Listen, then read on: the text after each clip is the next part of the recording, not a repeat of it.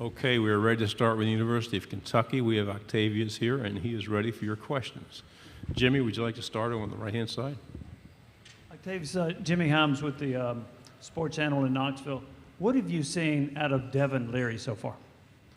Just so far, I've definitely seen huge strides in his footwork and his mentality as far as wanting to learn the playbook and just getting out there and just really wanting to play the game of football. He's a big football guru, but his passion for his technique and the playbook is definitely taking huge strides. Similarities between him and Will Levis? For sure. I definitely say there's a lot of similarities, but they're also definitely different. Like I said before, his footwork and I like the whip he has on the ball and just his mentality as far as learning the playbook and those strides that he wants to take, I see the Will Levis side of him. You have a question? Okay. Kennedy Wright with CBS 42. What do you say to those who say that you guys have one of the hardest schedules out this upcoming season? Honestly, I feel like that's the only way to do it in the SEC. You're going to play the best all the time, so you might as well just set up a schedule like that just to get your feet wet and just see what your road's going to feel like, to see what the path's going to feel like. We got a couple good games before we head into the SEC play, so we'll definitely see how we're going to play during the SEC-type games, but it's always, any game we go into is week by week, so we'll see how it goes. Back row. Dan Peck, ESPN 1067 in Auburn. Justin Rogers transferring to Auburn, your teammate from Kentucky. What can you tell us about the player Auburn is getting in Justin Rogers? You're definitely getting a playmaker. In and out of on the football field, the film room, you're getting a playmaker. On the field, you're definitely getting a playmaker. He made huge strides last year. Just his technique-wise, took very huge strides. We all play under the big triangle of Pete Davidson, Coach Pete. He plays.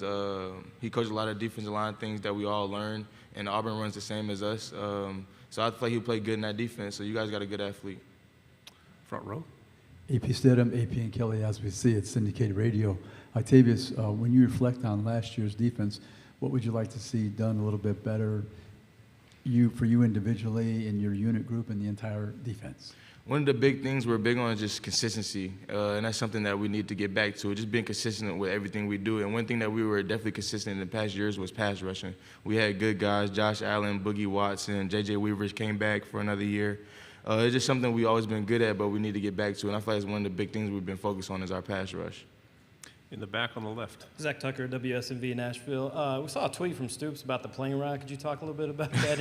It was definitely bumpy. When we first got into the air, it was okay, and then we started getting closer to Nashville a little bit, and it definitely got a little bumpy, a couple of jumps and stuff like that. We definitely got to looking at each other, talking about the flight. On the left. Yeah, Tyler Shaw with KBTX and College Station. What's it like playing for Mark Stoops? I feel like it's a blessing just because you don't get that many coaches that's actually player-led like he says he is. In and out of everything we do is definitely player-led, like from the workouts to the play calling to what we just feel comfortable and what we want to do. He just lets it come down to us. Honestly, it just trickles down right down the tree. It goes to our position coaches to the DC OCs, and then honestly just us. Whatever we want to do is definitely a lot player-led.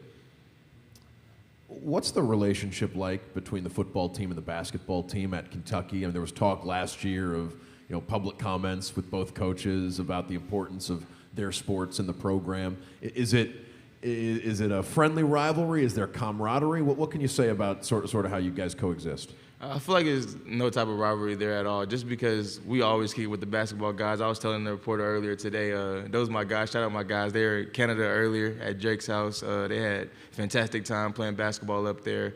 So in that recruiting class we just got in basketball, like they the guys. So we're doing good on both sides right now. I feel like we're all around good sports school. Like we've always been top 20 and all around, just tennis, volleyball, anything we do in sports at Kentucky. I feel like we're top of the line. Right side. Just to follow up on that, do you consider Kentucky a football school? I feel like all around school, like I just said. We're top 20. You guys can probably pull it up somewhere, but our soccer team's always good. Volleyball just won the national championship a couple years ago. Basketball team just did the same as well, the women's. So we're all around. We're all around kicking butt at UK. I know you play defense, but Liam Cohen comes back as the offensive coordinator. What do you expect to see differently about the offense? Honestly, just bringing back that mastermind that we all know he has. When Liam left, honestly, you probably could say a lot of guys probably didn't like the new offense, things like that, just because they were trying to pick up new things so fast, and we run NFL-type offense, so it's kind of hard for some of the guys and new faces. And Coach always tells us that nowadays is like the NFL, like with free agency, you get new faces all the time. So honestly, just learning the offense. And Liam, something he always does that he does best is just simpling it down for those guys. And I feel like that's when they play the best, like when they can just go out there, fly around. We got all those good athletes at wide receiver. We got Devin now. We got Ray Davis at running back, Jaton McClain. Just letting those guys go out there and really play ball. Left side. Kennedy Wright with CBS 42. I know you're from Kentucky, but were you a Kentucky fan before you committed to the school? Honestly, I wasn't really a big fan of like any college team. I was really open in the whole entire process. It just made it a +1 coming to my home state school, and it's definitely a blessing too. We don't have an NFL team there, so I feel like when you get to Big Blue Nation, like the fan base is Big Blue Nation. They're all around Kentucky, so.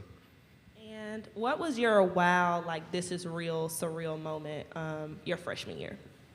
Honestly, probably say that first night on campus when my mom left me. When my mom left me and I went to sleep, it wasn't even just that I missed her so much. It was like, I probably say I woke up like 3 in the morning and I just walked outside and I was like, wow, my mama just let me walk outside, but she wasn't there to tell me to come back inside. So I was like, oh, I'm really grown now.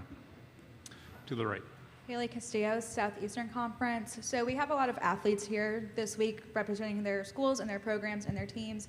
And as someone who's representing UK, what do you hope for your teammates to learn from you this season and to take with them in the future? Just to punch the clock. Every morning you wake up, just go punch that clock. And that's something Coach Stoops always big on us. Like, just wake up every morning, just punch the clock. There's nothing else for you to do. We're there to play football and academics. So every morning you shouldn't have no excuses, anything like that. If you wake up ready to go, you should be okay. And I feel like that's something my teammates should take from me, just the mentality I had to, whenever you wake up in the morning, get better. Just always get 1% better. That's all you have to do. Just 1% better than the next man. Final question on the left.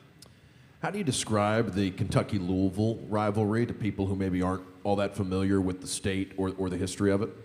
I definitely say it's one of the best rivalries in college football just because red, blue, right down the street from each other, no NFL team, like I said. So when you come to Kentucky, that's one thing about my family. We're military, so moved from Fort Polk, Louisiana to Radcliffe, Kentucky, right outside Fort Knox. And when we first moved, it was like a big thing for us to pick Louisville or Kentucky. And we actually picked Louisville, which is crazy. I'm at Kentucky, but it's just a big rivalry. I feel like everybody in the state knows about it. It's a game everybody wants to be at, and there's always great energy behind it. Great job. Thank you very much. Thank you.